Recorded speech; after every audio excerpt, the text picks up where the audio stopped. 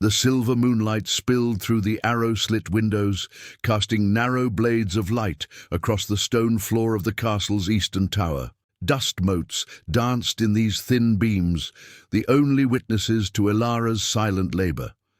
Her hands, once soft and unmarked, now bore the calluses and small scars of 5 years' servitude.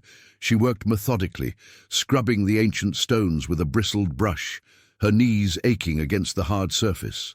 Castle Ravenscroft loomed over the misty valley like a predator, its spires piercing the perpetual gloom that hung over these lands. The locals called it Blood Tower, though never within earning distance of the guards. The name was whispered among the villagers, along with tales of vanished travelers and unholy feasts that took place behind its obsidian gates. Ilara knew better than to listen to such stories. Survival in this place meant keeping her head down and her mind empty of dangerous thoughts. Yet as she worked tonight, something felt different in the air, a tension that made the hairs on her nape rise. The castle seemed to be holding its breath. "Still at it, Mouse?" The voice made her flinch, the brush clattering against the floor. Steward Grendel stood in the doorway, his thin frame silhouetted by the torchlight behind him. His eyes, permanently narrowed in suspicion, swept over her work. "The eastern tower must be spotless by dawn, Steward," she said, lowering her gaze. "Lord Valbrand's orders?" Grendel sniffed, the sound like parchment tearing. "Yes, well, our lord has more pressing concerns tonight. The Crimson Court arrives within the hour." Ilara's hand tightened around the brush. The Crimson Court, the ruling council of vampires that governed the 9 territories. Their arrival could mean only one thing. The succession was to be decided. "I'll finish quickly," she murmured. "See that you do, and then report to the kitchens. Extra hands are needed for the blood chalices." His lips curled into a cruel smile. "Though mind you don't cut yourself, Mouse. The scent of mortal blood during the conclave would be unfortunate." After he left, Ilara worked faster, her mind racing. 5 years ago, she'd been taken from her village as part of the tithe. 13 humans every 7 years, the price for the village's continued existence. Most tithes were drained immediately, feeding the castle's vampiric inhabitants, but some, like her, were kept as servants, their blood preserved for special occasions or emergencies.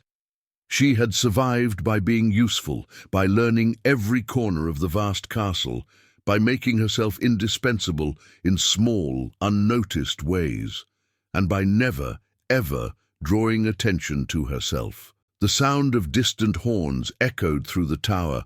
The Crimson Court had arrived. Ilara gathered her cleaning supplies quickly. The eastern tower connected to the rarely used north wing, which offered a shortcut to the kitchens. If she hurried, she could avoid the main corridors where the vampiric nobles would soon be gliding toward the great hall. She slipped through a narrow servants' passage, the worn stone steps spiraling downward. The castle was ancient, built long before vampires claimed it as their seat of power. Secret pathways and forgotten rooms honeycombed its walls, known only to the oldest servants. Ilara had mapped many in her mind, a small rebellion and potential escape route, though she had never dared to use them. The north wing was dark and cold, its chambers unused for decades. Cobwebs draped the sconces like silver veils, and the air tasted of abandonment. Ilara moved quickly, her footsteps muffled by years of settled dust. She was halfway down the corridor when she heard it, a soft, pained sound, like an animal caught in a trap. Prudence demanded she ignore it. Nothing good ever came from curiosity in Castle Ravenscroft, yet her feet slowed, then stopped. The sound came again, from behind a heavy oak door to her right. It was slightly ajar, though she could have sworn it had been sealed the last time she passed this way. "Hello?" she whispered, then immediately regretted making any sound. The groaning stopped. Silence stretched like a bowstring pulled taut. Then, "Who approaches?" The voice was male, deep, laced with pain, and something else, authority. Ilara's instinct screamed at her to flee, but a strange compulsion kept her rooted. "Just a servant," she answered, her voice barely audible even to her own ears. A ragged laugh answered her. "Then you are precisely what I need, just a servant. Enter, if you value your continued existence in this pitiful world." Her hand trembled as she pushed the door wider. The chamber beyond was spacious but barren, save for a massive hearth and a single high-backed chair before it. In that chair sat a figure, his silhouette black against the dying embers of the fire. "Closer!" he commanded. Ilara stepped forward, her heart hammering so loudly she was certain he could hear it. As she approached, details emerged from shadow. Broad shoulders, hair as black as midnight falling past them, and skin so pale it seemed to absorb the faint firelight rather than reflect it. He wore no shirt, and across his torso stretched a vicious wound, a diagonal slash from shoulder to hip, its edges silvered as if burned. "Silver blade," he said, noticing her gaze. "An assassin's welcome on my return journey. How predictable." Ilara's breath caught. She knew what silver did to vampire flesh. The wounds healed slowly, painfully, if at all. This injury was severe, possibly fatal without treatment. "You're dying," she said, the words escaping before she could stop them. His laugh was like ice cracking. "Perceptive little servant. Yes, the silver poison spreads. I have perhaps until dawn."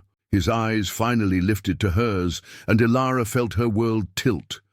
They were the color of Arctic oceans, so blue they appeared almost white around the edges, with pupils like black diamonds, the eyes of the royal bloodline. "You're Prince Alexander," she whispered, horror washing over her. The heir to the vampire throne, Lord Valbrand's eldest son, thought to be traveling in the Eastern Territories for the past decade.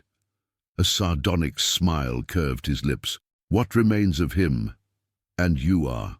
"Ilara." "Well, Ilara, it seems fate has delivered you to me in my final hours. How convenient."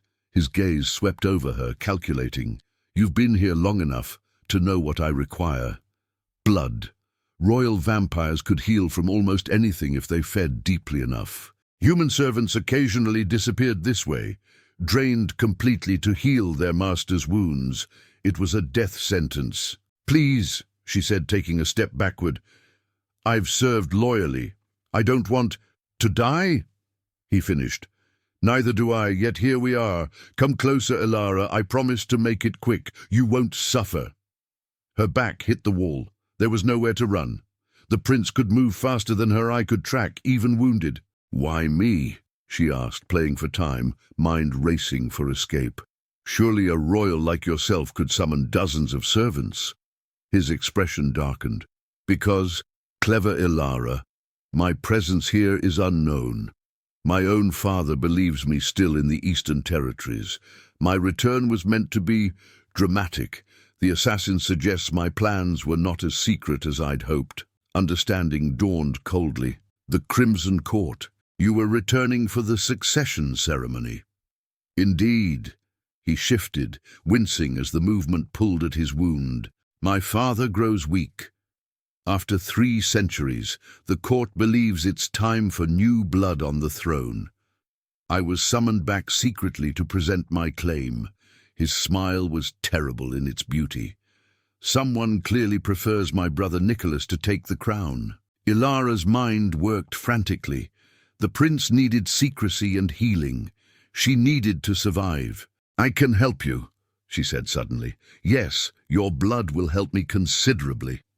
"No, I mean yes, but not all of it." The words tumbled out. "I know herb lore. My grandmother was a healer. Silver poisoning can be drawn out with the right poultice. It won't heal you completely, but it might buy you time. Time to feed more carefully, to regain strength without draining me dry." Interest flickered in those otherworldly eyes. "And why would you help me live, little human? If I survive, I could still kill you after." "Because," she said, a desperate plan forming, "if you become king, you could free me. A life for a life." He studied her for a long moment, pain momentarily forgotten in his surprise. Then he laughed, a genuine sound that transformed his face. "Bargaining for your freedom, while at death's door, either very brave or very foolish. His smile faded. Very well, Ilara. Show me this herb knowledge. If you can ease this cursed burning, you may keep most of your blood, for now. I need supplies, she said, hardly believing he'd agreed. Kitchen herbs, clean linen, hot water. The kitchens are busy with preparations, he said, eyes narrowing. You'll be questioned. Not if I say it's for cleaning the East Tower. Steward Grendel already knows I'm working there. She hesitated. But I must be quick. The conclave begins soon, and all servants must be accounted for. The prince nodded once. Go, but know this, Ilara. If you alert anyone to my presence, I will ensure your death is neither quick nor painless, regardless of my condition. She believed him. The kitchens were chaos when Ilara arrived. Servants rushed to prepare for the midnight feast, their faces tight with fear. Vampires were never more dangerous than when gathered in numbers, their ancient rivalries and bloodlusts heightened by proximity. Humans were wise to make themselves scarce. She gathered what she needed: garlic, avoided by vampires in food, but useful in poultices, yarrow for bleeding, comfrey for tissue healing, and feverfew for pain. A copper pot of hot water, clean rags, and a small knife completed her supplies. When the head cook questioned her, she mumbled about cleaning solutions for the Eastern Tower's stubborn stains, keeping her eyes appropriately downcast. By the time she returned to the north wing, her arms ached from carrying the heavy pot. The prince remained where she'd left him, though his breathing seemed more labored, his skin taking on a grayish tint beneath its alabaster paleness. You returned, he said, genuine surprise in his voice. I keep my word, she replied simply, setting down her supplies, as I hope you'll keep yours. She worked quickly, crushing the herbs into a paste, adding just enough hot water to make a thick poultice. The knife she set aside, within reach but not obvious. If he decided to drain her after all, she'd at least attempt to defend herself, futile as it might be. This will burn, she warned, approaching with the steaming mixture. It can hardly be worse than the current sensation, he said dryly. But when she applied the poultice, he hissed, his hand shooting out to grip her wrist with inhuman strength. What treachery is this? No treachery, she gasped, pain radiating up her arm. The garlic draws out the silver poison. The burning means it's working. He held her gaze for an agonizing moment before releasing her. Continue. She worked in silence after that, applying the mixture along the wound's entire length, then binding it with clean linen. As she tied off the bandage, she noticed his breathing had eased slightly, the grey tinge receding from his skin. It's helping, she said, relief in her voice. Marginally, he allowed, but insufficient for complete healing. His gaze fixed on her throat, where her pulse betrayed her fear. I still need blood, Ilara. She swallowed hard. How much can you take without killing me? More than you'd like. Less than I need. He gestured her closer. Your wrist will suffice. I have no desire to leave conspicuous neck wounds. Trembling, Ilara extended her arm. The prince took it with surprising gentleness, turning it to expose the blue veins beneath her pale skin. His touch was cool but not cold, a common misconception about vampires. They maintained a temperature just below that of living humans, provided they fed regularly. Close your eyes, he murmured. The sight of teeth puncturing flesh has caused humans to faint in my experience. I need you conscious. She squeezed her eyes shut, body tensing. The pain when it came was sharp but brief, replaced almost immediately by a strange floating sensation. A warmth spread up her arm and throughout her body, as if she'd drunk strong wine on an empty stomach. Her fear dissolved into a hazy contentment.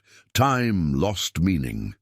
When he finally released her, she swayed, light-headed, but still conscious. He licked the wounds closed. Vampire saliva contained properties that accelerated healing and prevented scarring, and eased her to sit on the floor. You taste of summer berries and defiance, he said, color returning to his face. A rare vintage. Ilara clutched her wrist to her chest, the puncture marks already fading to pink crescents. "Is it enough?" she asked, her voice thin. "To survive until tomorrow night, yes." He stretched cautiously, testing the wound. It remained angry and red, but the silvered edges had receded. "Your knowledge has proven valuable, little healer." A distant bell rang 3 times, the signal for all servants to report to their quarters for counting. The conclave was about to begin. "I must go," she said, struggling to her feet. "If I'm missing—" "You'll be punished," he finished. "Go then, but return at this same hour tomorrow night. Bring more of your herbs and your vein." She gathered her supplies with shaking hands. "And if I don't?" His smile was terrifying in its beauty. "Then I will find you, Ilara, and our bargain will be void." She nodded once and turned to leave, but his voice stopped her at the door. "Why did you help me? The truth this time, not some fantasy of freedom." Ilara hesitated, one hand on the doorframe. "Because even monsters deserve kindness sometimes," she said finally. "And because in 5 years here, I've learned that death comes regardless. At least this way, I chose how to meet it." Something flickered across his perfect features. Surprise, perhaps, or something deeper. "We shall see what choices remain for us both after tomorrow night. The conclave will decide more than my father's successor. It will determine the fate of every creature within these walls."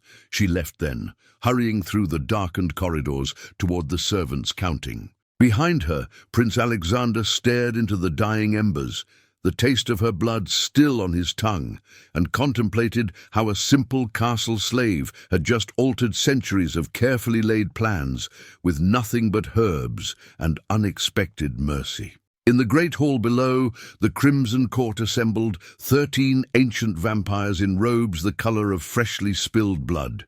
Lord Valbrand sat among them, unaware that his eldest son had returned, or that the succession he thought secured for his younger, more brutal heir now hung in the balance, all because a human girl had chosen compassion over self-preservation. By this time tomorrow night, the fate of the vampire kingdom would be decided, and Ilara's kindness might prove to be either her salvation or her death sentence. The servants' quarters hummed with whispered rumors as Ilara slipped inside just as the final bell tolled. Steward Grendel's quill scratched against parchment, recording each name with meticulous precision. When he reached hers, his rheumy eyes narrowed. "Cutting it rather close, aren't we, Mouse?" "Forgive me, Steward. The Eastern Tower's stonework proved more stubborn than expected." He sniffed suspiciously, his gaze lingering on her pallor. "You look ill. See that whatever ails you doesn't affect your work. The castle cannot afford weakness tonight." "Yes, Steward," she murmured, retreating to her sleeping pallet in the far corner. The female servants shared a long, narrow room with 28 straw-filled mattresses arranged in neat rows. No privacy, no possessions beyond what could fit in a small wooden box beneath each bed. The perfect arrangement to prevent secrets. Ilara sank onto her pallet, grateful that exhaustion would provide excuse enough for her weakened state. "You've been somewhere you shouldn't," came a whisper beside her. Ilara tensed. Marjorie, a kitchen maid with quick eyes and quicker ears, leaned close. "Your sleeves are damp, but not with cleaning water. I smell herbs." Marjorie's gaze flicked to Ilara's wrist, where the fading punctures were barely visible beneath her sleeve. "And you're pale as the moon. I spilled a poultice I was preparing for my monthly pains," Ilara lied smoothly. "Keep your observations to yourself, Marge. You know what curiosity earns in this place." Marjorie's eyes widened slightly, but she nodded, turning away. The warning was fair. 3 months prior, a stable boy had been drained for overhearing a conversation between Lord Valbrand and his counsellors.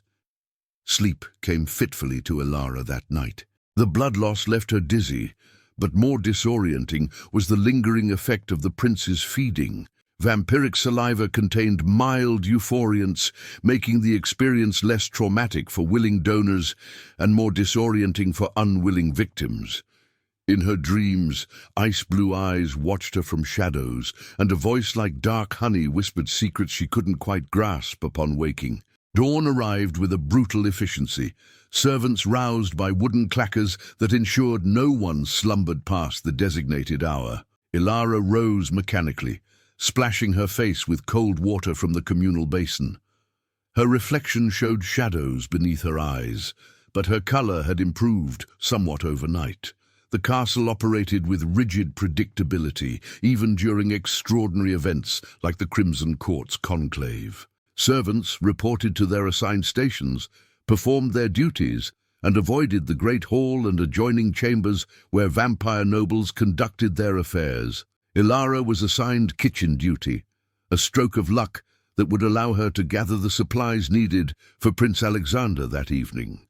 The kitchen was a sweltering inferno compared to the perpetual chill of the castle's upper floors. Massive hearths blazed at all hours, cooking meals for the human servants and preparing more exotic fare for vampiric tastes. Blood was served in numerous ways, warmed in silver chalices for traditionalists, mixed with wine for the modernists, and occasionally still pulsing in the veins of unfortunate prisoners for those with particularly savage inclinations. "You're on bread duty," the head cook barked at Ilara. 6 dozen loaves by midday. "The court may not eat it, but their human attendants will." She nodded, grateful for a task that would allow her to work alone at the far hearth. As she kneaded the heavy dough, her mind raced with the impossibility of her situation. The prince expected her return tonight, but the northern wing would be more heavily patrolled with the conclave in session. Moreover, she needed to gather fresh herbs and poultices, suspicious items for a servant to collect. "Ilara!" She startled, nearly dropping the dough. Steward Grendel stood behind her, his sallow face even more pinched than usual. "You're requested in the East Solar. Lord Nicholas requires attendance." A cold dread settled in her stomach. Nicholas, Prince Alexander's younger brother, the presumed heir to Lord Valbrand's throne. She had encountered him only twice before, both times leaving with fresh bruises and once with a fractured wrist. "Now, steward." Immediately, his thin lips curved in what might have been satisfaction. "Apparently, he was quite specific about wanting you." The other kitchen servants avoided her gaze as she wiped flour from her hands. Being singled out by a noble was rarely fortunate. Ilara followed Grendel through the winding corridors, her heart hammering against her ribs. Had Prince Alexander been discovered? Did Nicholas somehow know of her involvement? The East Solar was a lavishly appointed chamber with tall windows overlooking the misty valley below. Unlike most rooms in the castle, it admitted daylight, a display of strength among younger vampires who could tolerate indirect sunlight, though it weakened them somewhat. Prince Nicholas stood with his back to the door when they entered, a goblet of crimson liquid in his elegant hand.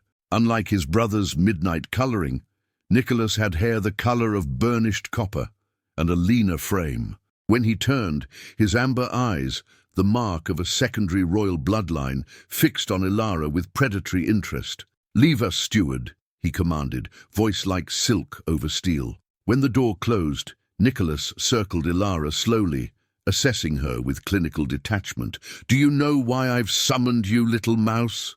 "No, my lord," she whispered, eyes downcast as protocol demanded. "I find myself in need of information." He stopped before her, close enough that she could smell the blood wine on his breath. "You clean the Eastern Tower, do you not?" Relief flooded her. This was about her cleaning duties, not Alexander. "Yes, my lord, for the past 3 nights. And you access the North Wing occasionally as a shortcut to the servants' quarters?" The relief curdled into fresh fear. "Sometimes, my lord. The steward permits it when work keeps me late." Nicholas hummed thoughtfully, taking a slow sip from his goblet. "The most curious thing occurred last night. One of my personal guards reported a scent in the North Wing, a scent that should not be possible." Ilara's mouth went dry. "My lord, my brother's scent." His eyes narrowed. "Alexander, who has been absent from Ravenscroft for a decade." Yet somehow his distinctive scent was detected in a supposedly abandoned wing.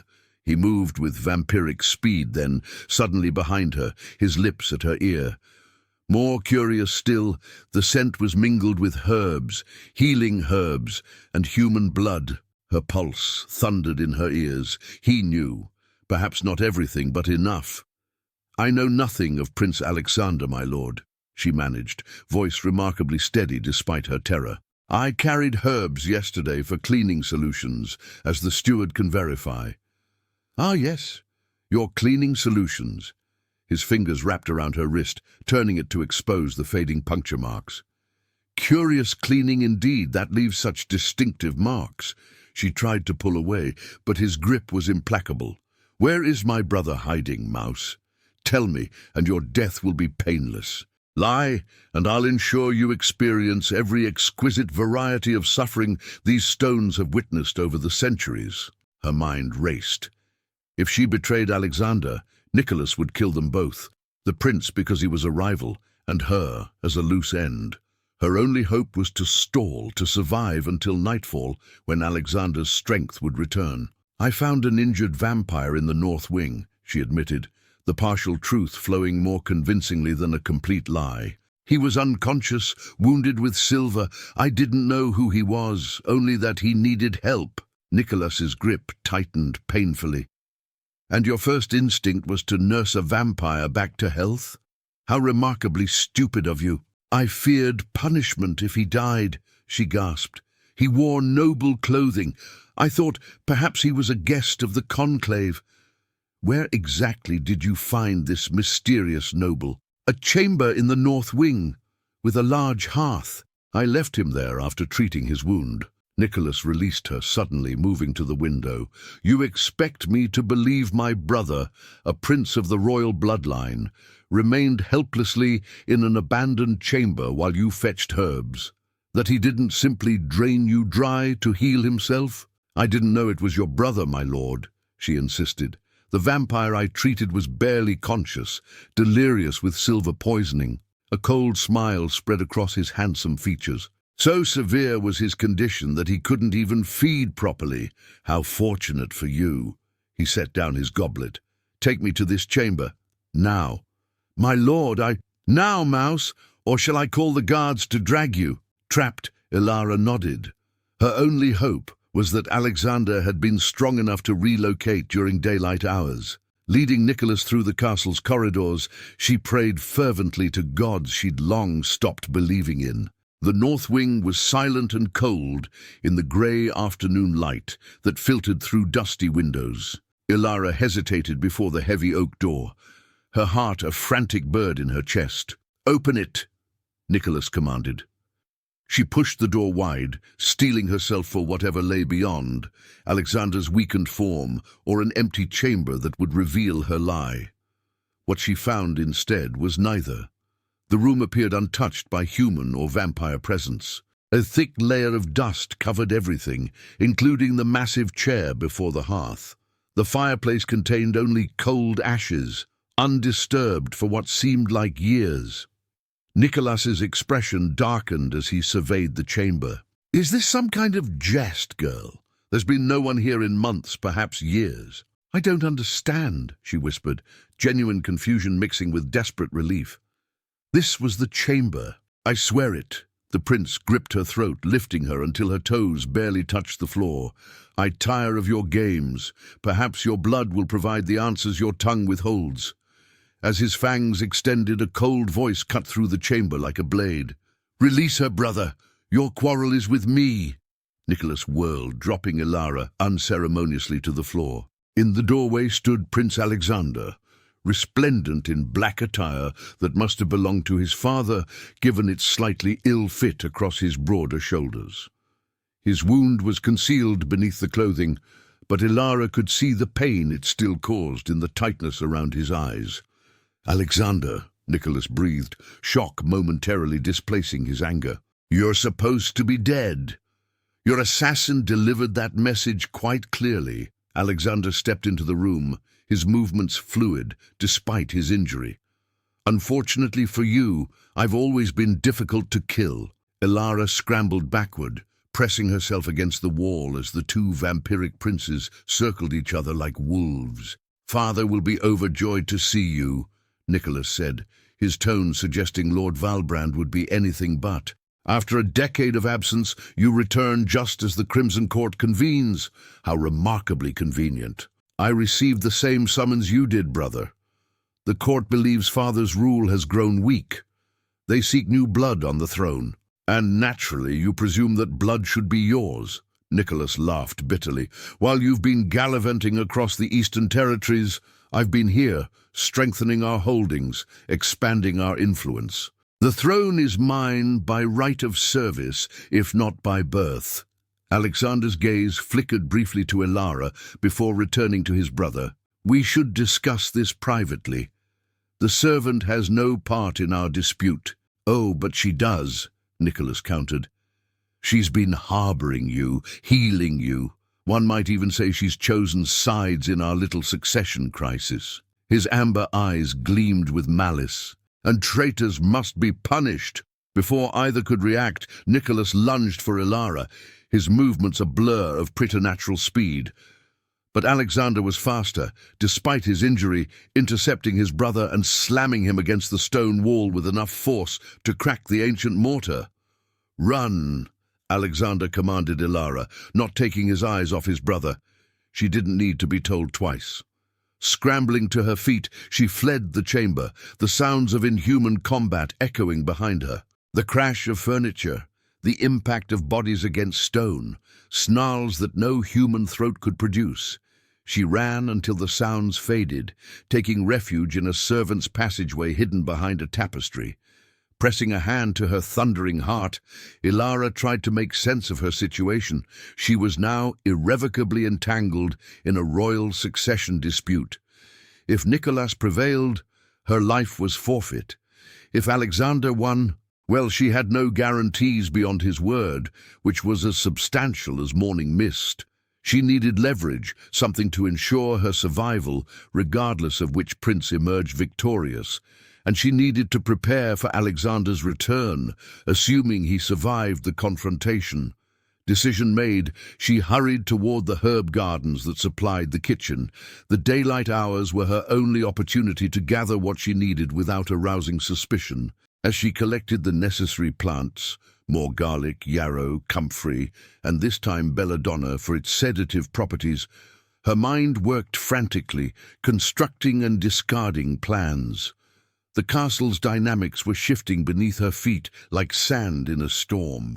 Servants whispered of unusual movements among the guards, of Lord Valbrand's rage upon learning of some betrayal, of blood slaves being prepared for a midnight ritual. The Crimson Court's members kept to their chambers during daylight hours, but their human attendants moved through the castle, observing everything with cold, calculating eyes. By dusk, Ilara had prepared 2 poultices, one for healing, should Alexander return victorious but wounded, and another laced with a compound that would temporarily weaken a vampire without killing them. The latter was a desperate measure, knowledge passed down through generations of healers in her village, shared in whispers among women who needed protection from the night's predators. As darkness fell, she secreted herself in the small herb storage room adjacent to the kitchens. It was seldom used, except during preserve-making season, offering temporary sanctuary. She had missed the evening meal service and would certainly face punishment for her absence, but such concerns seemed trivial now. The door creaked open hours later, and Ilara raised her small knife, a pitiful defense but better than nothing. Instead of a guard or angry steward, Marjorie slipped inside, her face pale with worry. "The castle's in chaos," she whispered. "Lord Valbrand's younger son has been grievously injured in some sort of accident, and there are rumors." She hesitated, glancing over her shoulder. "Rumors of what?" Ilara prompted. "Of another prince, returned from exile." Marjorie's eyes widened suddenly, taking in the herbs and poultices. "Ilara, what have you done? What are you involved in?" Before she could answer, the door burst open fully. Steward Grendel stood there, flanked by 2 castle guards with the distinctive silver medallions of Lord Valbrand's personal retinue. "Seize her," Grendel commanded, his thin face alight with vindictive pleasure. "Lord Valbrand wishes to speak with the servant who aided his treacherous firstborn." As the guards dragged her from the storage room, Elara caught a final glimpse of Margaery's horrified face. Then she was being marched through torchlit corridors toward the great hall, where the vampire lord of Castle Ravenscroft awaited with all the mercy of a winter storm. The great hall loomed cavernous and cold, its vaulted ceiling lost in shadow, despite the dozens of iron chandeliers blazing with candlelight. At the far end, upon a dais of black marble, sat Lord Valbrand in his obsidian throne. His face, eternally youthful despite his centuries, betrayed nothing, as Elara was forced to her knees before him. The Crimson Court members lined the hall like silent sentinels in their blood-red robes, their ancient eyes evaluating her with the dispassionate curiosity one might direct at an unusual insect. Behind Lord Valbrand stood Prince Nicholas, his face bearing fresh wounds that were already healing, his amber eyes burning with hatred. Of Prince Alexander there was no sign. "This is the human servant?" Lord Valbrand's voice was surprisingly soft, almost gentle, which somehow made it more terrifying. "Yes, my lord," Grendel confirmed, bowing low, "the one who harbored Prince Alexander and treated his wounds." Lord Valbrand leaned forward slightly, his silver-blue eyes, so like his eldest son's, studying her. "Tell me, child, did my son promise you freedom for your aid? Riches, perhaps? Or was it simple fear that motivated your treachery?" Elara raised her chin slightly. If death was coming, she would face it with what dignity she could muster. "He promised nothing, my lord. I helped him because he was injured, and I am a healer by training." A murmur ran through the Crimson Court at her boldness. "A healer," Lord Valbrand repeated, amusement coloring his tone. "How noble! And did your healing extend to concealing his presence from his brother, from me?" "I didn't know who he was at first," she replied honestly. "And afterward, I was afraid." "With good reason," Nicholas spat. "She should be executed for interfering in matters of succession." Lord Valbrand raised a hand, silencing his son. "The girl's fate is not yours to decide, Nicholas. Not yet." He returned his attention to Elara. "My eldest son has vanished once again, it seems. Wounded from your brother's attack, but alive enough to disappear into the night. You wouldn't happen to know where he might have gone?" "No, my lord." "Pity," the vampire lord gestured to the guards. "Take her to the Eastern Tower's holding cell. The Crimson Court will decide her fate, along with the matter of succession. Tomorrow night." As the guards hauled her to her feet, Lord Valbrand added almost casually, "Oh, and child, should my son contact you somehow, do tell him his father wishes to speak with him before the court makes its decision." His smile showed the barest hint of fang. "It would be in everyone's best interest." The Eastern Tower's holding cell was little more than a glorified closet with a barred door containing only a straw pallet and a ceramic chamber pot.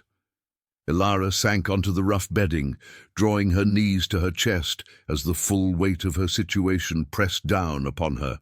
Hours passed in tense silence. The sounds of the castle preparing for dawn eventually faded, leaving only the whisper of wind through the arrow-slit window and the occasional scurry of mice within the walls. "Resourceful little healer," came a soft voice from the shadows. Elara's head snapped up. Prince Alexander stood outside her cell, one hand gripping the bars for support. His face was paler than before, the wound clearly taking its toll despite her treatment. "How did you find me?" she whispered. "I followed your scent." He grimaced slightly, "though climbing the tower was unpleasant in my condition. Your brother will live, unfortunately, though his pride may never recover from being bested by his mortally wounded elder brother." His ice-blue eyes studied her carefully. "You didn't tell them where to find me." "I didn't know where to find you," she pointed out. A faint smile touched his lips. True enough. He reached through the bars, his cool fingers brushing her cheek. "You've earned your freedom, Ilara the healer. I intend to honor our bargain." "How?" "I'm to be judged by the Crimson Court tomorrow night." "The court will judge many things tomorrow night." His expression darkened. "My father's rule, my brother's claim, my right to challenge, and yes, your fate." His hand dropped from her face. "But tonight, we prepare." With a swift motion, he grasped one of the cell's bars and twisted. Metal screamed in protest, but slowly bent enough to create a gap, barely wide enough for a slender human. "Come," he said simply, extending his hand. "The dawn approaches, and we have much to do before tomorrow's conclave." Ilara hesitated, staring at his outstretched hand. To take it meant committing fully to his cause, whatever it might be. To refuse meant awaiting judgment from creatures who viewed human lives as currency. As the first faint light of dawn crept through the arrow-slit window, she made her choice, slipping through the bars and placing her hand in his. Together they descended the tower, moving like shadows through a castle poised on the knife edge of transformation, where tomorrow night would determine not just the vampire throne, but the fate of humans and immortals alike in the 9 territories. And neither of them noticed the small, quick figure that observed their descent from the shadows below. Marjorie, her eyes wide with both fear and sudden, terrible purpose. Prince Alexander led Ilara through passages so narrow and forgotten that cobwebs draped across them like ancient veils. The castle seemed to breathe around them, a living entity with secrets buried in its bones. His wound clearly pained him. Occasionally his steps faltered, his breathing becoming labored. "Where are we going?" she whispered, ducking beneath a low archway. "Somewhere neither my father nor brother would think to look." His voice was strained but determined. "A place known only to me." They descended through what appeared to be a sealed section of the castle, the air growing progressively damper. When Alexander pressed his palm against a seemingly ordinary wall, stone grated against stone, revealing a chamber that took Ilara's breath away. Unlike the severe opulence of the castle above, this circular room held a different kind of beauty. Bookshelves lined the walls, filled with ancient tomes whose spines bore writing in languages Ilara couldn't decipher. A desk overflowing with parchments occupied one corner, while a narrow bed with surprisingly fine linens stood in another. Most striking were the glass vials and alchemical apparatus arranged on several tables, equipment for experiments of some kind. "My sanctuary," Alexander explained, carefully lowering himself onto a chair. "Established during my youth, maintained in secret during my supposed exile." "You never truly left, did you?" Ilara realized, surveying the room with new understanding. The notes on the desk weren't yellowed with age. Some appeared quite recent. A ghost of a smile touched his lips. "Let's just say my travels were somewhat exaggerated. I returned periodically, observing from shadows while collecting information that would serve me when the time came to claim my birthright." He gestured toward a wooden cabinet. "There are fresh supplies there. I require your healing skills once more before dawn takes me."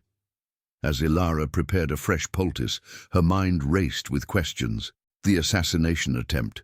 Was it truly Nicholas? Undoubtedly. Alexander winced as she removed the old bandages. "My brother has always preferred direct approaches. What he lacks in cunning, he compensates for with brutality." The wound looked marginally better than the previous night, but the silver poisoning had spread further than she'd hoped. Without proper treatment, it would eventually reach his heart, killing him as surely as a stake through that vital organ. "This requires more than herbs," she said grimly. "The silver must be drawn out completely. And how might that be accomplished, healer?" She hesitated, then spoke the dangerous truth. "Blood. Human blood, but not consumed, applied directly to the wound. The properties that make silver deadly to your kind can be countered by the living essence in fresh human blood." His eyes narrowed.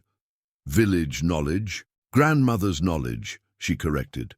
passed down through generations of women who lived in vampire territories. Women who needed to know how to heal the very creatures they feared, he observed. Fascinating contradiction. Ilara met his gaze steadily. Survival rarely follows simple paths, Your Highness.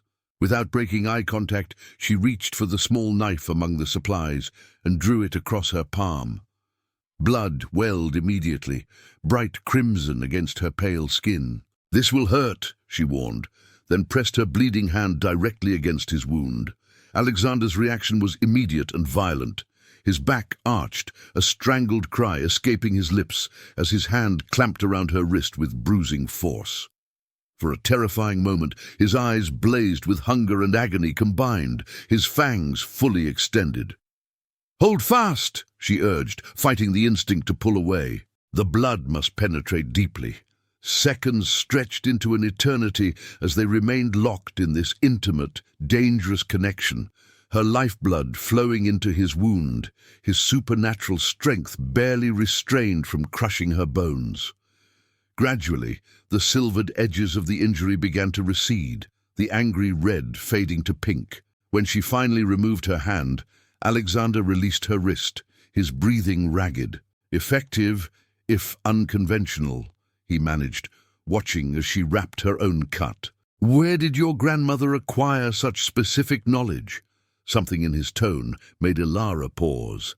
"She never said. Why?" "Because the technique you just demonstrated is recorded in only one text I know of, a grimoire supposedly destroyed 3 centuries ago during the purification." He gestured toward a locked chest near the bed. "One of the few copies that survived is in that chest." Before she could respond, exhaustion from blood loss, combined with the night's events, washed over her. Alexander noticed immediately. "Rest," he commanded, rising somewhat unsteadily to guide her toward the bed. "Dawn approaches, and with it, my own weakness. We must both regain strength before tomorrow night's conclave. And if they find us before then, they won't." His confidence was absolute. "This chamber has remained undiscovered for over a century. We are safe until dusk, at which point," his expression hardened, "at which point we prepare for war." Ilara wanted to ask more questions, but fatigue claimed her, pulling her into darkness before her head even touched the pillow. She awoke to the disconcerting sensation of being watched. Opening her eyes, she found Alexander seated at his desk, perfectly motionless in that uniquely vampiric way, his gaze fixed upon her face. "How long have you been staring at me?" she asked, pushing herself upright. "An hour, perhaps 2. He seemed unconcerned by her discomfort. "You speak in your sleep. Did you know?" Heat rushed to her cheeks. "What did I say?" "Names, mostly. Your grandmother's, I believe, and someone called Liana." The name sent a sharp pain through Ilara's chest. "My sister," she said quietly. "Ah," he closed the book before him. "Left behind in your village when you were taken for the tithe. Killed during the collection." Ilara's voice was flat, a defense against the grief that still lingered. "She tried to prevent the guards from taking me. A lesson was made of her."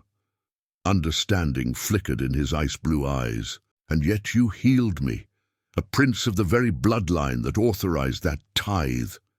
I told you before, even monsters deserve kindness sometimes." She met his gaze evenly. "But kindness doesn't equal forgiveness." Silence stretched between them, heavy with unspoken truths. Finally, Alexander rose, moving to a covered alcove she hadn't noticed earlier. "Night has fallen," he said, drawing back a heavy curtain to reveal a narrow window overlooking the valley below. "The conclave reconvenes in 3 hours. What happens there?" "Exactly." He turned from the window, his expression grave. "The Crimson Court will hear claims to the throne. My father, weakened by centuries of rule, must defend his right to continue. Nicholas, as his chosen successor, will present his vision for the territories. And you?" "I will challenge them both." A cold smile curved his lips. "With evidence that will shatter the foundations of vampire rule as it has existed for 5 centuries. Ilara frowned. "What evidence?" Instead of answering, he moved to the locked chest he'd mentioned earlier, producing a small key from around his neck. The lock clicked open, revealing contents that seemed rather ordinary at first glance. More books, scrolls, and what appeared to be personal correspondence. He extracted 3 items: a leather-bound journal, a small crystal vial containing amber liquid, and an ancient-looking scroll sealed with black wax bearing an unfamiliar crest. "Do you know how vampires first came to rule these lands?" he asked, carefully arranging the items on his desk. "The Great War," she answered automatically. "Humans were losing the conflict with the shadow creatures from the eastern wastes. Vampires offered protection in exchange for blood tribute. The official history, yes." He tapped the journal. "The truth is somewhat different." His voice took on a lecturer's tone. "Vampires did not offer protection out of benevolence or even calculated self-interest. They engineered the entire conflict." Ilara stared, uncomprehending. "What? The shadow creatures you mentioned. They were creations of the first vampire, experimental abominations designed to terrorize human settlements. Their purpose was singular: make humanity desperate enough to accept any savior, any terms." His expression darkened. "My ancestors manufactured a crisis, then presented themselves as the solution." The implications were staggering. The tithes, the blood tributes, all based on a lie. A magnificent deception maintained for centuries. Alexander held up the ancient scroll. "This contains the original spell used to create the shadow creatures, written in the first vampire's own hand. And this," he indicated the crystal vial, "is the catalyst required to unmake them, to end the supposed threat that has justified vampire rule for half a millennium." Ilara's mind reeled. "If the Crimson Court learns this—" "The court already knows," he cut in sharply. "Every elder vampire in those chambers is complicit. They are not my audience." His eyes gleamed with cold purpose. "The younger generation of vampires, those born after the Great War, raised on the same lies fed to humans, they are who I seek to enlighten." "To what end? A vampire civil war?" "If necessary." He placed the items back in the chest, but more practically, to force a new covenant, one that doesn't treat humans as livestock. Ilara studied his face, searching for deception. "Why would you care about human welfare? What do you gain?" "Sustainability." His answer was immediate, pragmatic. "The current system is unsustainable. Villages are being drained beyond replacement rates. Human resistance grows with each generation. Without change, we face extinction, either through starvation or revolution." She wasn't entirely convinced. "And your personal motivations? Surely this isn't purely about resource management." Something almost human flickered across his perfect features, a vulnerability she hadn't witnessed before. "Perhaps I simply tired of being the monster in children's nightmares." Before she could pursue this unexpected revelation, a faint sound caught their attention, a scraping noise from the passage outside their sanctuary. Alexander moved with preternatural speed, pressing his ear against the stone door, his body tensing like a predator sensing danger. "Someone approaches," he whispered, drawing back. "A human, moving cautiously." Ilara's heart raced. "How? You said no one knew about this place." "No vampire knows," he corrected grimly, "but apparently someone has been watching more closely than I anticipated." He gestured for silence, positioning himself beside the door. When the stone panel began to slide open, he struck with the speed of a viper, only to halt his attack mid-motion as Marjorie stumbled through, wide-eyed and trembling.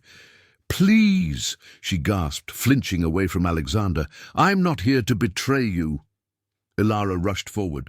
"Marjorie, how did you find this place?"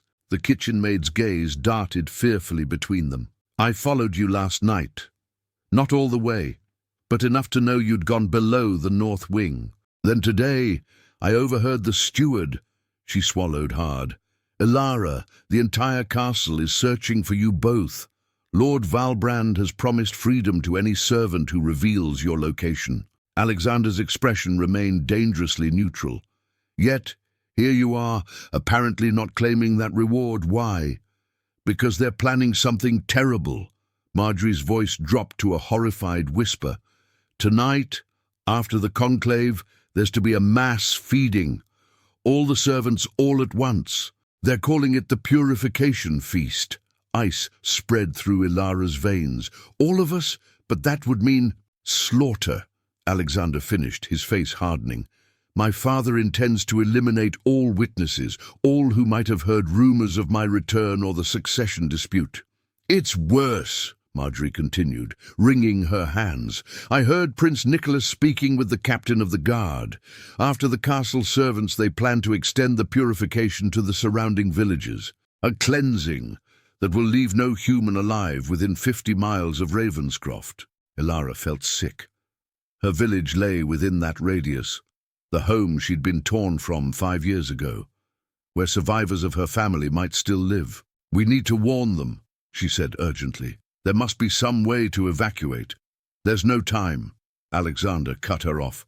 The conclave begins in less than 2 hours.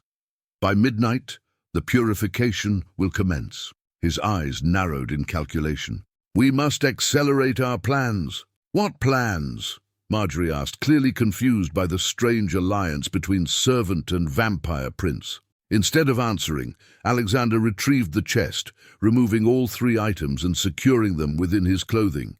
We go to the conclave now, before they expect us. The element of surprise may be our only advantage. Us? Ilara questioned, eyebrows raised. Both of you, he confirmed, much to their astonishment. What I'm about to attempt requires human witnesses, living proof of the new covenant I propose. Marjorie looked to Ilara in confusion and fear. What is he talking about? What new covenant? Ilara took her friend's trembling hands. The truth, Marge. He's going to reveal the truth about vampire rule, about why the tithes exist, why we've been sacrificed for centuries. She glanced at Alexander. And then he's going to end it, or try to.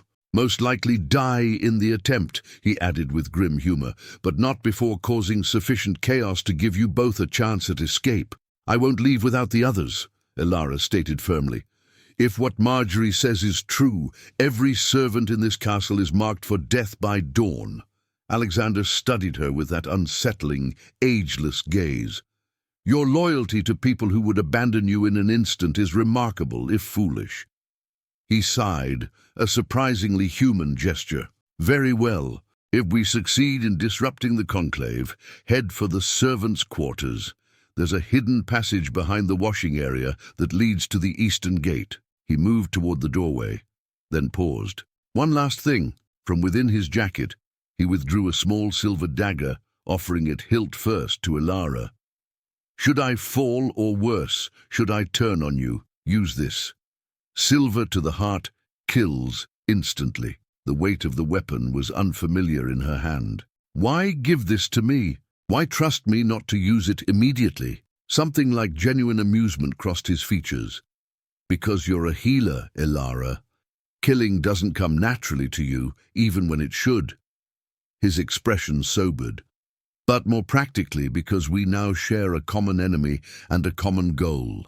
Survival passed this night. With that, he led them into the passage, the stone door sealing behind them with ominous finality. The great hall of Castle Ravenscroft blazed with hundreds of candles, the flickering light reflecting off the ornate goblets and ancient weaponry displayed on its walls. 24 vampire nobles had already gathered, speaking in hushed tones, while their human attendants stood silently behind them, eyes downcast. The Crimson Court occupied their ceremonial seats on a raised dais, 13 ancient vampires whose combined age spanned millennia. Lord Valbrand's obsidian throne remained conspicuously empty, while Prince Nicholas paced nearby, periodically barking orders at the guards stationed throughout the chamber. No one noticed the 3 figures who slipped in through a servant's entrance, a vampire prince supporting himself on the shoulder of a human servant, followed by a terrified kitchen maid. They concealed themselves behind a massive pillar, observing the proceedings. The court members have already been fed, Alexander whispered, noticing the ruddy glow to their normally pallid complexions. Good. It means they're sated, less likely to attack impulsively when provoked. That's your plan? To provoke them? Ilara questioned incredulously. Partially. His eyes tracked the movements of the guards. The first step is timing. We must wait until my father and brother have both presented their claims before I make my entrance. And if they spot us before then... His smile was cold. Then we moved directly to desperate improvisation. They didn't have to wait long. Trumpets sounded as Lord Valbrand entered from his private chambers, his regal bearing commanding immediate silence. He wore ceremonial armor of black and silver, a display of strength, as most vampires could not tolerate silver against their skin without pain. "The succession conclave is convened," announced an elderly vampire wearing more elaborate crimson robes than his fellows. "Lord Valbrand of the Midnight Bloodline will present his case for continued rule of the 9 territories." What followed was a formal recitation of accomplishments. Centuries of vampire prosperity, expansion of territories, maintenance of human stocks, suppression of rebellions. Ilara felt sick listening to her people's suffering catalogued as achievements. When Valbrand finished, Nicholas stepped forward to present his claim. His vision for the territories proved even more chilling. Increased harvesting of human settlements, expansion beyond the current boundaries, breeding programs to ensure blood purity for vampire consumption. The future of our kind demands stronger measures, Nicholas concluded, his amber eyes gleaming with fervor. The human cattle grow restless. They require firmer management, a task I am prepared to undertake when my father steps aside. Murmurs of approval rippled through the younger vampires. Alexander's expression darkened. "Now," he whispered, "before the court responds." Without waiting for confirmation, he straightened to his full height and stepped into the light. Silence fell instantly as all eyes turned toward the supposedly exiled prince. "Interesting proposals, brother," Alexander's voice rang out, powerful despite his wounded state. "Though perhaps we should consult the cattle on their willingness to participate in your vision." Gasps and hisses filled the chamber. Lord Valbrand rose from his throne, his face a mask of cold fury. "Alexander," he growled, "you dare show yourself here after your treachery?" "Treachery?" Alexander moved forward, each step deliberate. "Is that what we're calling the pursuit of truth these days, Father? How convenient." Nicholas signaled the guards, who moved to surround Alexander. "Seize him! He's a traitor to our bloodline." Alexander merely smiled, producing the ancient scroll from within his jacket. "Before your loyal guards tear me apart, perhaps the court would be interested in examining this document. The original spell of creation, penned by the first vampire himself." The eldest court member rose, his ancient eyes fixed on the scroll. "Where did you obtain that? It was destroyed centuries ago, was it?" "How curious that I found it among my father's private collection," Alexander's voice carried throughout the hall. "Along with evidence that the shadow creatures, the very threat that justifies our rule over humans, were created by our own kind." Chaos erupted. Younger vampires pressed forward in confusion while elders hissed denials. Lord Valbrand's face contorted with rage. "Lies!" he roared. "My son has always been weak, sympathetic to human cattle. Now he fabricates history to justify his perversion."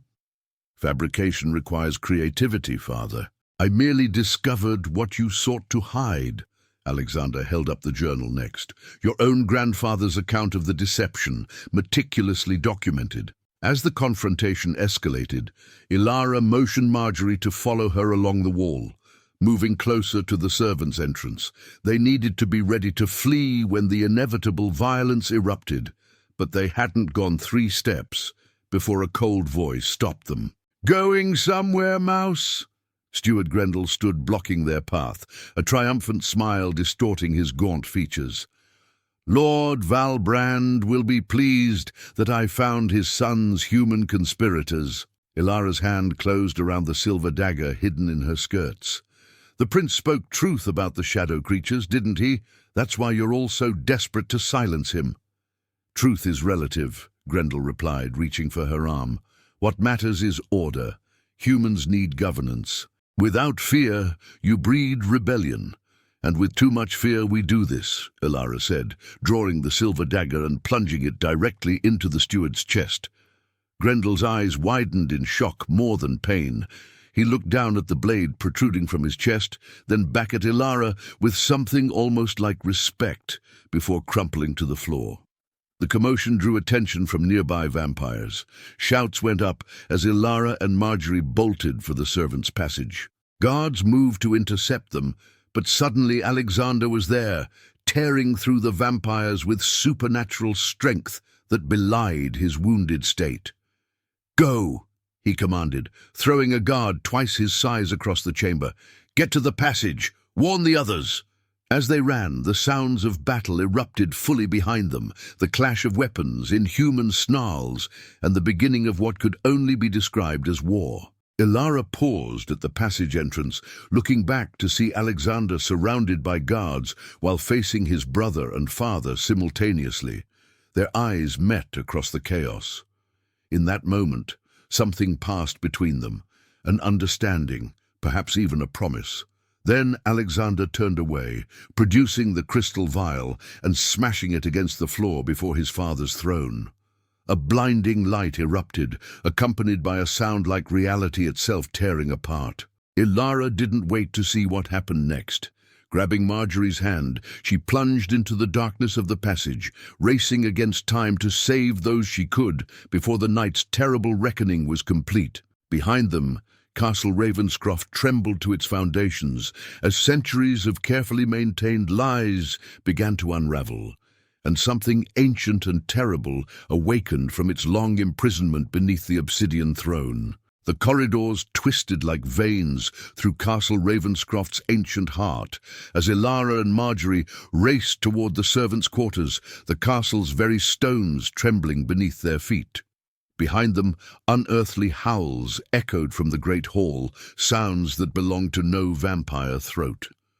"What was in that vial?" Marjorie gasped, struggling to keep pace. "I don't know," Elara replied, her mind replaying the moment Alexander had smashed the crystal container, the strange light that had erupted afterward. "But whatever it was, it's bought us time."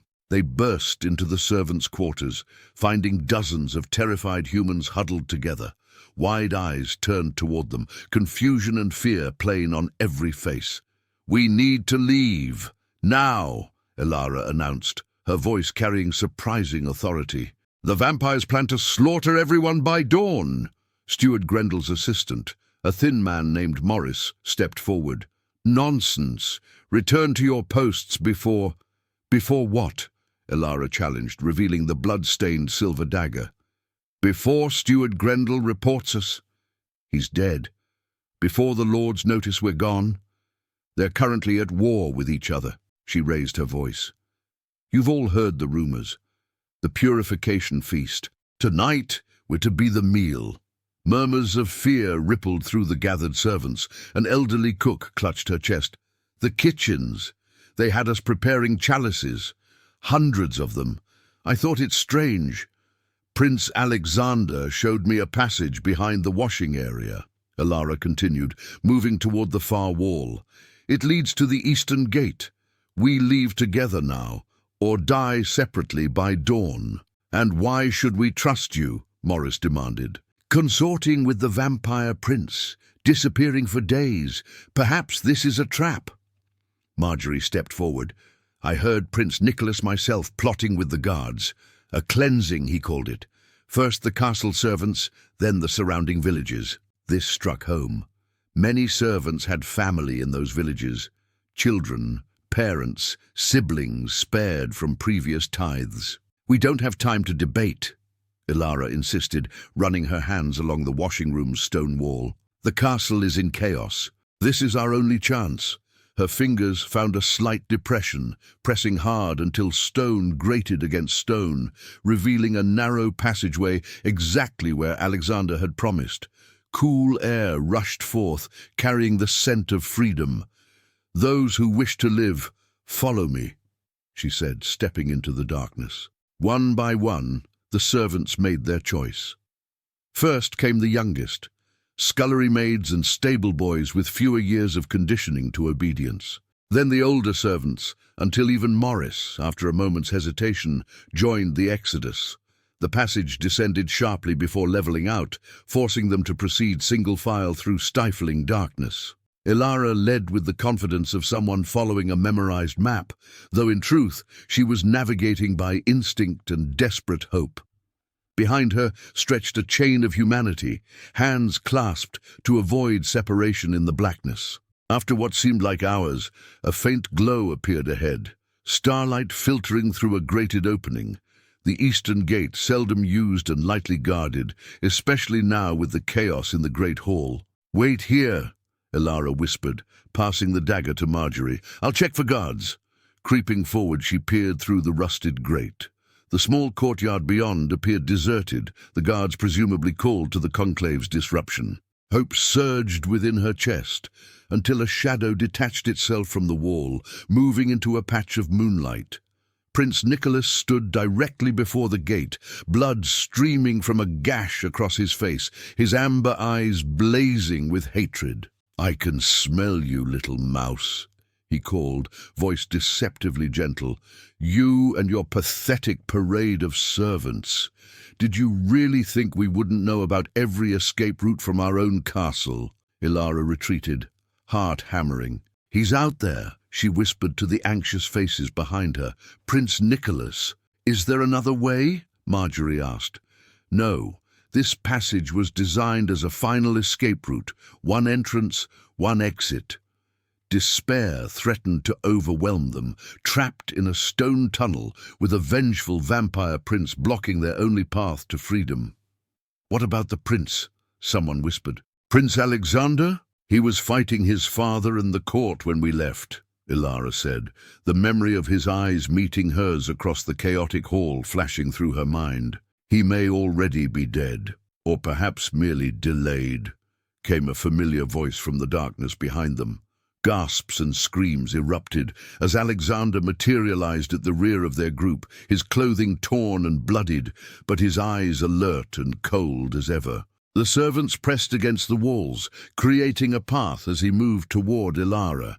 "Your brother blocks our exit," she informed him, noting the fresh wounds across his chest and face. "Of course he does. Nicholas always preferred the direct approach." Alexander's mouth curved in a mirthless smile. "Unfortunately for him, I've always preferred the unexpected." Before anyone could question his meaning, he pressed his palm against a seemingly ordinary section of wall. Stone shifted, revealing a second passage so well concealed even Ilara's sharp eyes hadn't detected it. "This leads to the cliffs behind the castle," he explained, "less convenient, but unguarded." "And why help us escape at all?" Morris demanded, voicing the suspicion evident on many faces. "What does a vampire prince gain from human freedom?" Alexander's gaze swept over the assembled servants, settling finally on Ilara. "Let's just say I'm investing in a different future."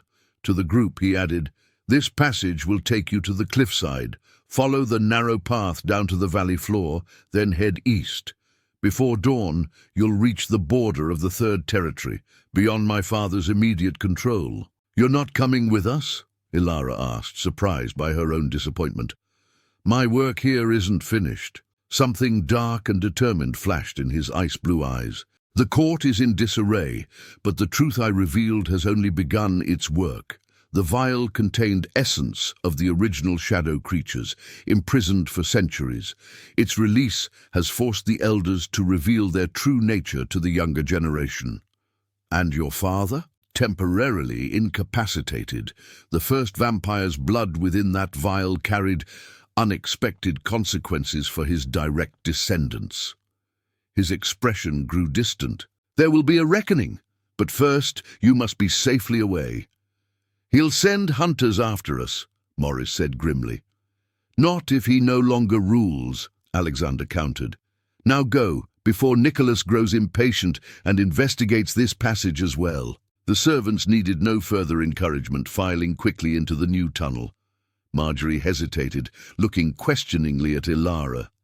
Go, Ilara told her. Lead them. I'll be right behind you. When only she and Alexander remained, Ilara finally asked the question burning in her mind.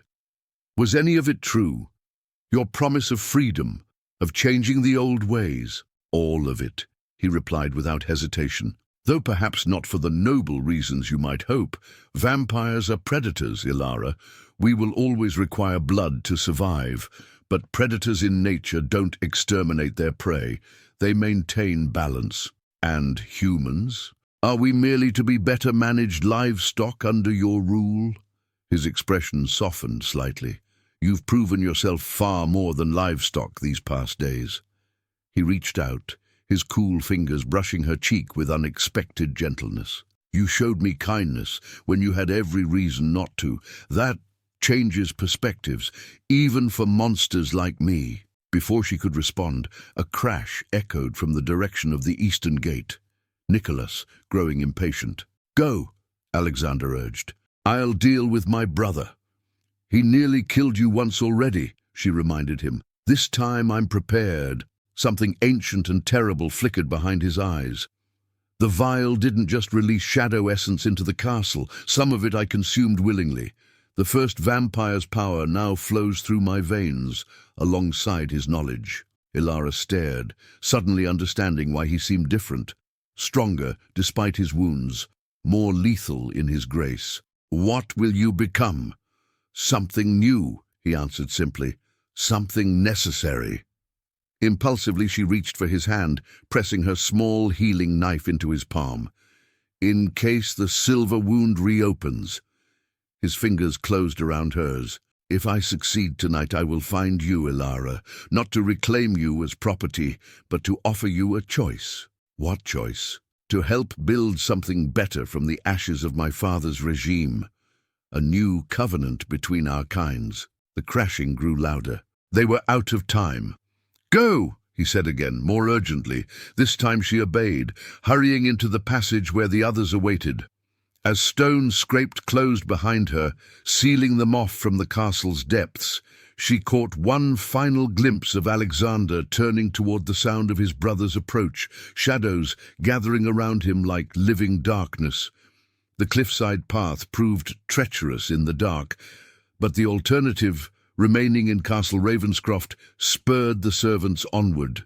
Ilara brought up the rear, ensuring no one fell behind, her thoughts constantly returning to the vampire prince, facing his brother in the tunnels below. When they finally reached the valley floor, the castle loomed behind them like a malevolent sentinel, silhouetted against the night sky. Strange lights flashed from its highest towers, and inhuman screams occasionally carried on the wind, evidence that whatever Alexander had unleashed continued to wreak havoc within those ancient walls. We should rest briefly, Morris suggested when they reached a small copse of trees. The children and elders need to recover their strength. Ilara nodded, helping organize the group.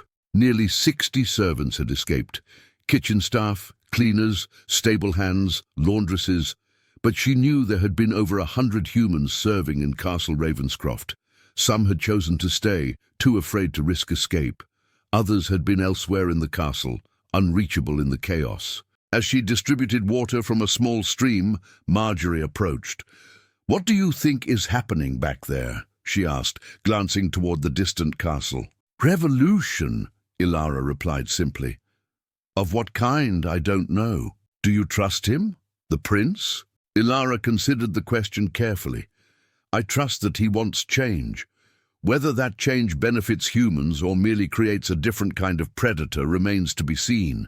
He looked at you differently than the others," Marjorie observed. "Like you were significant." Before Ilara could respond, a child's scream cut through the night.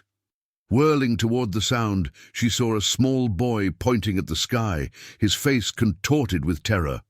Above them, dark shapes moved against the stars, winged silhouettes too large to be bats, too numerous to be birds of prey. "Vampire scouts," Morris hissed, recognizing the transformed state some older vampires could achieve. "Run!" Ilara commanded, grabbing the nearest children. "Into the forest!" "Stay beneath the canopy." They fled as one terrified mass, abandoning all pretense of order. The flying shapes descended, their shrieks piercing the darkness. Clawed hands reached from the sky, snatching at the slowest runners. Ilara pushed a young scullery maid ahead of her, then turned, brandishing her silver dagger as one of the creatures swooped toward them. She caught a glimpse of its face, twisted into something barely recognizable as once human, its eyes glowing amber. Nicholas's loyalists, transformed into hunting beasts. The creature dodged her blade, circling back for another attack. 3 more joined it, herding the fleeing servants like sheep toward a natural depression in the land, a killing ground. Just as despair threatened to overwhelm them, a new sound cut through the night, a roar so profound it seemed to shake the earth beneath their feet. From the direction of Castle Ravenscroft came a massive shadow, larger than the scouts, moving with terrifying speed. The winged shape crashed into the hunting party, tearing through them with primal fury. Blood rained from the sky as the newcomer systematically destroyed Nicholas's scouts, its movements too fast for human eyes to track clearly. When the last scout fell, the massive shape descended to the ground before the terrified servants. In the dim starlight, Ilara recognized the creature's face, though it was partially transformed into something more bestial, more ancient. "Alexander," she breathed. The vampire prince's form was caught between human and monster, his limbs elongated, his shoulders broader, great wings extending from his back like those of an enormous bat. Yet his eyes remained the same, ice blue, intelligent, recognizably his. With visible effort, he pulled the transformation back, his body reshaping until he appeared almost human again, though the wings remained. "My brother's forces are scattered," he announced, his voice deeper, rougher than before. "But more will come. You must reach the border before dawn." "The border is still hours away," Morris protested. "We'll never make it on foot." Alexander surveyed the group, calculation evident in his expression. "Then we change the plan." He pointed toward distant lights, a small village nestled in the valley. "That settlement has horses, wagons, enough to transport all of you." "They'll never help us," one of the laundresses said. "They'll see us as escaped property of Lord Valbrand." "They will help," Alexander stated with absolute confidence, "when they learn the tithe has ended permanently." Gasps rippled through the gathered servants. Ilara stepped forward, searching his face. "What happened in the castle?" "My father is dead," he said simply, "along with half the Crimson Court. Those who survived have either pledged allegiance to me or fled to distant territories." "And Nicholas?" Something dark flickered across Alexander's features. "My brother chose poorly. He attempted to command the shadow essence I released, not understanding its true nature." His wings shifted restlessly. "The creature that was once Nicholas no longer possesses enough mind to threaten anyone. So you rule now," Ilara said, her voice carefully neutral. "I control Castle Ravenscroft and the surrounding territories," he corrected. "True rule will require more than defeating my father and brother. It will require rebuilding a new covenant, as I promised you." He addressed the group again. "Go to the village. Tell them Prince Alexander, Lord of Ravenscroft, has decreed an end to the tithe. By dawn, riders will spread this proclamation throughout the territories." The servants exchanged disbelieving glances, hope warring with generations of conditioned fear. "And if they don't believe us?" Morris asked. Alexander gestured to his transformed state. "Tell them their new lord is neither fully vampire nor fully bound by old ways. Tell them the age of shadow and blood is ending." With that, he launched himself skyward, powerful wings carrying him back toward the castle, presumably to continue securing his new domain. The servants watched him go, awe and fear mingling on their faces. Then, with renewed purpose, they continued toward the village, repeating his words like a talisman against the darkness. Ilara lingered a moment longer, watching Alexander's silhouette against the night sky. She'd healed a monster, only to help create something new, something between monster and savior.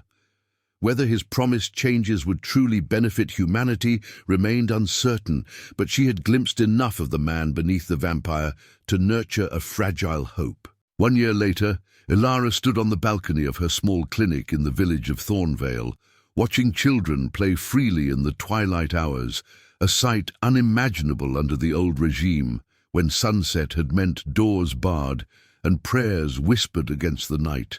The promised changes had come gradually, then with increasing speed.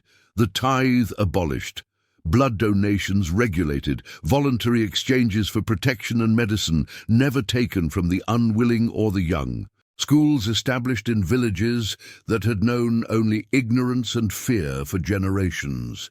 Not all vampires accepted the new covenant. Rebellions flared in distant territories, led by those who viewed humans as nothing more than sustenance. But the alliance of younger vampires behind Alexander, now called the Twilight Lord by commoners, proved strong enough to maintain the fragile peace.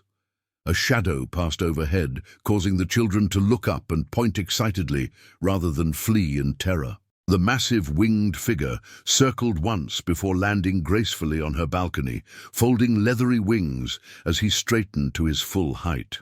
"Lord Alexander," she greeted, unable to suppress a smile. "Your visits are becoming predictably monthly. People will talk." "Let them," he replied, his transformation receding until he appeared almost human, save for the otherworldly blue of his eyes. "I've never concerned myself with gossip." He handed her a leather satchel filled with rare medicinal herbs from distant territories, their regular exchange. Knowledge and healing plants for her, and from her, conversation, understanding, a perspective beyond immortal concerns. "The Eastern Council has finally agreed to the treaty," he informed her, leaning against the balcony rail. "All 9 territories will now operate under the new covenant." "Congratulations," she said sincerely, "though I imagine enforcement will prove challenging." "Hence these," he said, extending one wing slightly. The first vampire's essence changed more than just the balance of power. It revealed capabilities long forgotten by our kind. They stood in companionable silence, watching twilight deepen into true night. Below, the children reluctantly headed home, not from fear, but simply because dinner awaited. "I've been meaning to ask," Ilara said finally. "Why me? From that first night in the tower, you could have chosen any servant to help you, or none at all." Alexander considered her question with the thoughtfulness that had drawn her to him despite their differences. "Perhaps because you saw me as both monster and man from the beginning. You never flinched from the truth of what I am, yet you offered kindness anyway." His gaze met hers directly. "In 5 centuries of existence, that combination proved unique.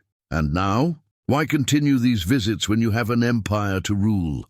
Something almost vulnerable flickered in his ageless eyes. "Because even reformed monsters need someone who remembers why the Reformation matters." Impulsively, she reached for his hand, cool to the touch but no longer frightening. "And if I've grown to look forward to these visits, to find in you something beyond monster or man, then perhaps," he said softly, "we are both becoming something new, something between shadow and light."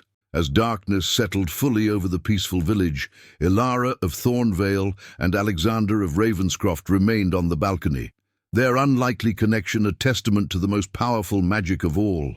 Not the sorcery of ancient vampires or the healing arts of village wisdom, but the transformative potential of compassion freely given, even to those who may seem beyond redemption. In Castle Ravenscroft, now called Dawn Tower by the younger vampires who made it their council seat, the obsidian throne sat empty more often than not, its occupant preferring the company of a village healer to the cold trappings of absolute power. And in the shadows of history, a new chapter began, written not in blood, but in the ink of hope and possibility.